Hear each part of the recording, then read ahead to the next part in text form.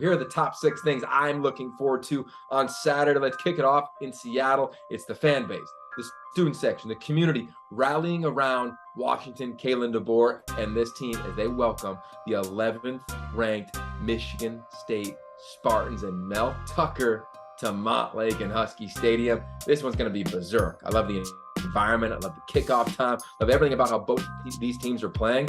And what a classic Pac-12 Big Ten matchup. A lot at stake for both things. I think for UW, they get a win here. It is a statement-defining win early on in Kalen DeBoer's tenure. Keep an eye on their QB. I think Michael Penix Jr., who's played in these big games before at his previous school. I don't think the moment will be too big. I think this team will celebrate come Saturday night in a very tight ball game. Number 2, gotta go down memory lane. It's Fresno State coming to the Los Angeles Memorial Coliseum at night. You remember that game? I was there, that Reggie Bush game where the ball kind of went behind his back and he still ran down the sideline for a touchdown. The place was bonkers, and it's going to be that way again, trying to support Jake Haener. So how does USC manage this? They're top 10 USC now. Last time they were in the Coliseum, it wasn't at the same vibe. They played Rice. It was the opener, a lot of excitement. Now there's some standards. Now there's some expectations, and man, is USC playing well. You look at Caleb Williams, he's living up to that early season hype. Jordan Addison, no one has been able to cover him.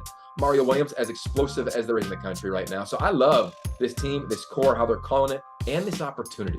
Because Fresno State will not back down. They will not be intimidated. They're going to have their opportunity Saturday at the Coliseum. Pre-game, I'm going to be going down memory lane. Number 3, top 25 matchup. BYU, Kalani Sitake and company. They head to Eugene to face Oregon.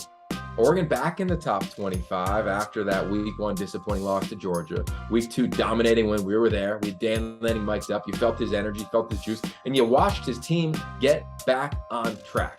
Offensively, Bo Nix, they were phenomenal, right? His command, his decision-making, his second reaction game, his ability to scramble, make plays downfield, extremely impressive. But it was the defense to me.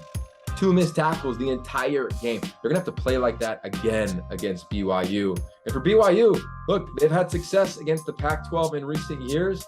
Will it continue in Autzen?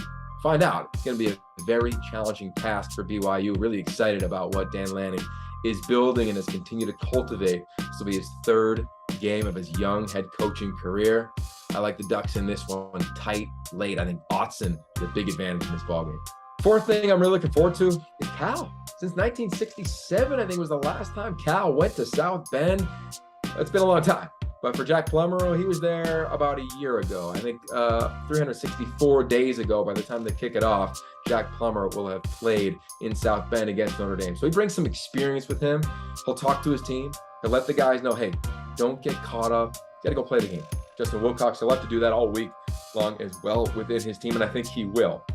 What's surprising about this game is that it's 2-0 Cal and 0-2 Notre Dame. Drew Pine likely going to get the start for Notre Dame. He's played before at quarterback. How will he do against this defense?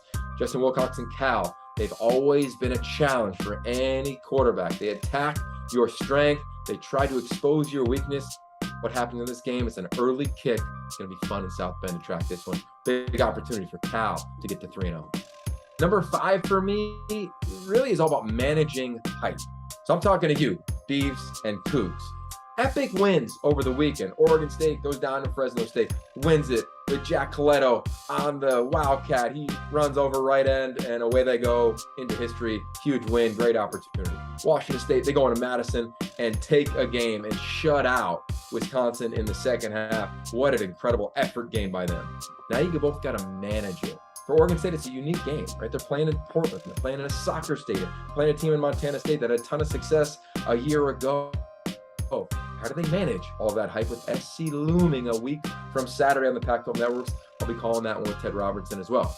And then for Washington State, they've got Colorado State coming into town. How do they manage that before Oregon comes into town the next week? The head coaching of Jake Dickert and Jonathan Smith, it's going to be paramount this week in terms of getting the minds right of their teams. And then finally, number 6 for me, well, it's Utah. It's Utah hosting San Diego State. Can they avenge that triple overtime game a year ago where Cam Rising came in the second half and all of a sudden his story began?